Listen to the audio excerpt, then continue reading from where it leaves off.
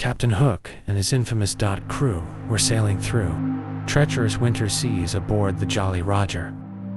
The biting wind whipped through the rigging, and snowflakes dusted the decks, turning the ship into a frosted spectacle. The pirates huddled in their coats. Dot grumbled about the cold, but none dared complain till loudly Hook's temper was as icy as the weather, and he was known for his ruthless punishments. Below deck, in the warm and bustling galley, Smee was facing a challenge of his own. The little pirate stood over a bubbling pot of toffee. His round face scrunched up in concentration. He stirred the thickening mixture with a wooden spoon, beads of sweat forming on his brow despite the chill outside.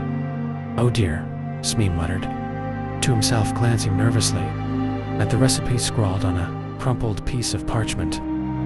"I don't know why I agreed to make toffee. I've never made it before. What if it's too sticky? Or worse, what if the captain doesn't like it?"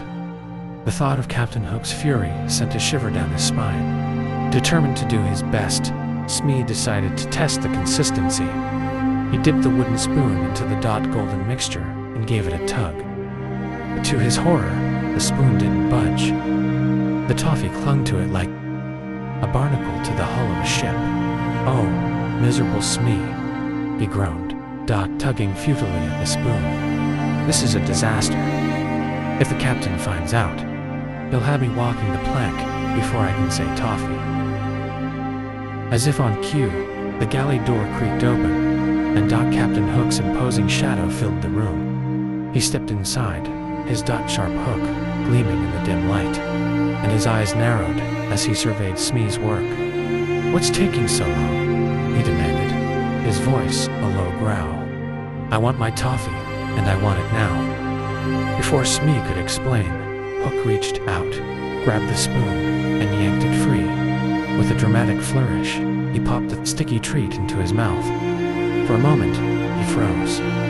Then his eyes bulged as the toffee glued his teeth together.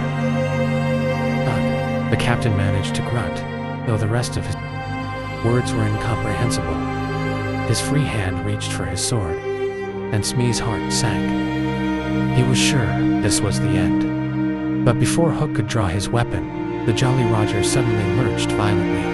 The ship groaned as if in pain, and a terrible shudder ran from stem to stern. Plates crashed to the floor, barrels rolled, and pirates shouted in alarm. "Captain, we've struck something," came a frantic cry from above deck. Hook ripped the toffee from his teeth with a furious growl and stormed out of the galley, Smee scurrying after him. The scene on deck was chaos. Snow and ice swirled in the air, and the pirates were scrambling to stay on their feet as the ship rocked. "An iceberg, Captain," shouted a pirate, pointing toward the jagged hunk of ice looming off the starboard side. "We've hit an iceberg, and there's a crack in the hull. Water's pouring in." "Patch it with tar," Hook roared, his voice cutting through the noise like a whip. "But Captain," stammered one of the crew, his face pale with terror, "we've run out of tar."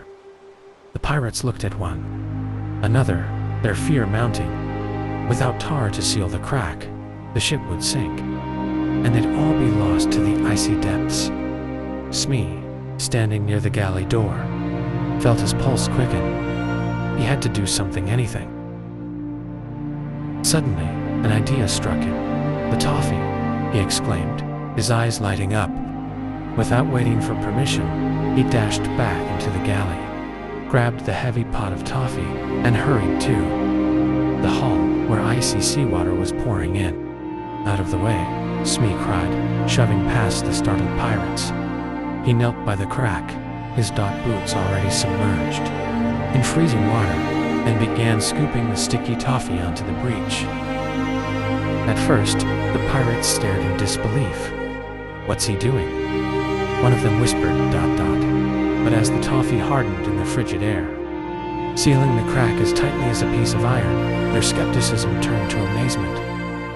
The flow of water slowed, then stopped altogether. The ship was saved. The crew erupted into cheers, clapping, Smee on the back and hoisting him onto their shoulders.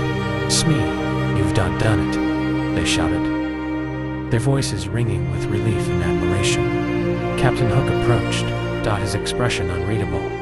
For a moment, Smee braced himself, expecting another outburst. But instead, the captain gave him a gruff nod and clapped him on the shoulder. "Well done, Smee," Hook said, his voice Begrudging,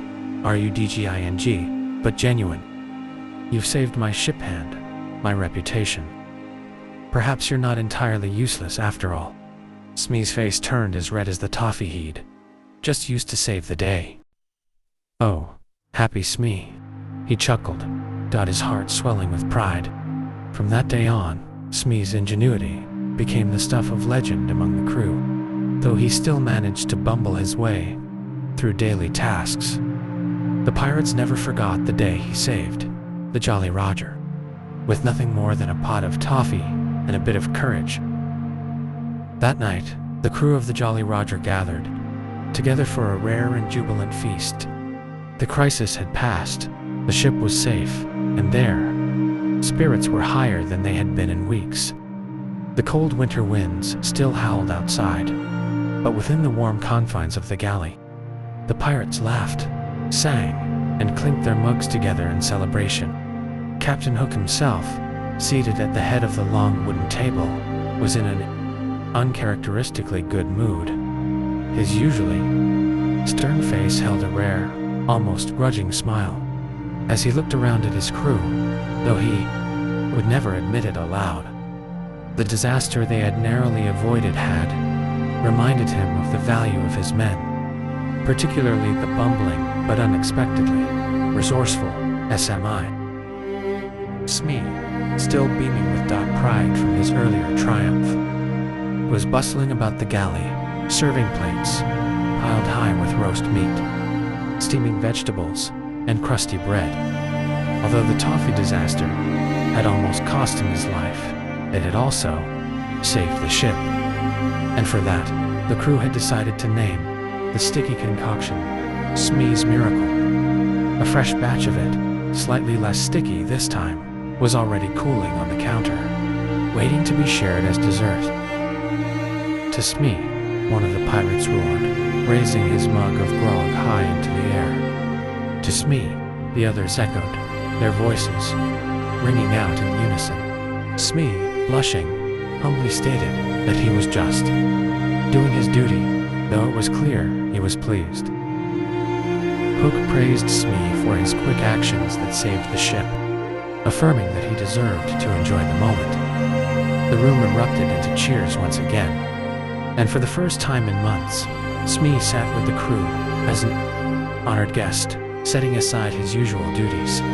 The feast lasted late into the night, filled with tales of adventure, songs, and laughter. When dessert was served, Smee presented the perfect toffee, delighting the entire crew. Even Hook, who enjoyed his second piece.